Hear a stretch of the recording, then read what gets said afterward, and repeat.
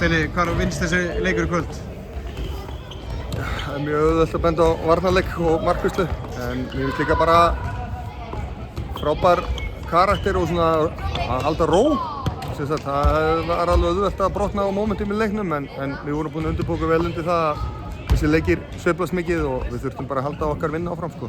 Við erum undir í svona, komast í 2-0 og svo er það eiginlega undir í 45 mínútur, en leiður komnir yfir, þá eru aftur komnir 2-3 mörkum yfir, það lítur að vera bara strax töluvert þægilegra. Já, þú þekki það, það er ólíkt að vera elta eða vera yfir, en það er samt sem áður. Og þá er ég að meina þennan karakter, að halda bara alltaf áfram þó þú sett undir og hafa alltaf trú á þínu konsepti og að dugnaðir vinna á endanum og það gerir það í dag. Ekkert ólíkur leiknum í Final Four nema þá verið þið undir. Já. Er það bara Jón Þórainn í markinu? Já, við minnum nú, hann er komin bara nokkuð góður inn þar, en það er rosa auðvelt að benda á það, en við fórum rosalega illa með margt sóknarlega í þeim leik sem að, aftur við vorum ómarga að tapa bolti fyrir áleika, en við það svona aðeins betri bragur á samt sóknarlega í dag.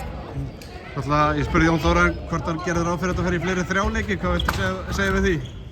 Já, við erum bara að undirbúa okkur undir svaka rimmu og en bara brosum í kvöld og svo bara, ætlum við að keyra áfram á þetta, skilur. Það er ekkert svoleiðis virka svona rimmur, en það er bara næsti leikur, sko. Verður þetta svona? Ég meina nú er þetta annað leikurinn í röð þar sem er bara járn í járn og lítið skorað. Er þetta sem við mögum búast við í næsta leikjum? Já, ég held það. Það er líka bara svolítið saga þessara liða, sko. Þetta einhvern veginn, það skiptir ekki máli hvort að annað liðið sé gott eða ekki. Þetta einhvern veginn endar alltaf í einhverju þvælu, sko.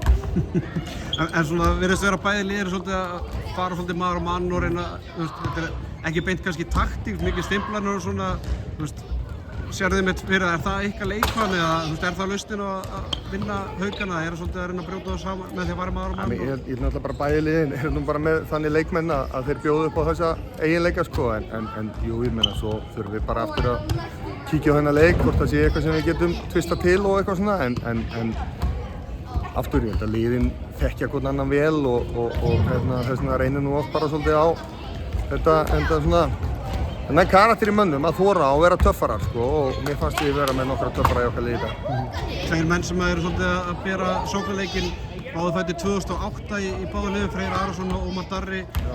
Ég veit að það eru margir að byrja að fylgjast með handboltanum núna og maður bara trúa því ekki að þessi drengir sem eru alla komið bílpróf. Nei, bara tveir frábæri leikmenn og það er þetta að telja fleiri til í rauninni, bara á þessum aldriksstæri kring, en það er náttúrulega þetta sem gerir deildin okkar bara sérstaka, að við erum að leyfa mönnum að koma snemma inn á sviðið og fá að pröfa aðstæður sem þessar og það er líka ástæðan fyrir að menn stækka og nú nefnir Freyr og Ómar, þeir náttúrulega bara góðsa því að hafa fengið stór hlutverk og hafa svo sannarlega staðið fyrir sínu líka.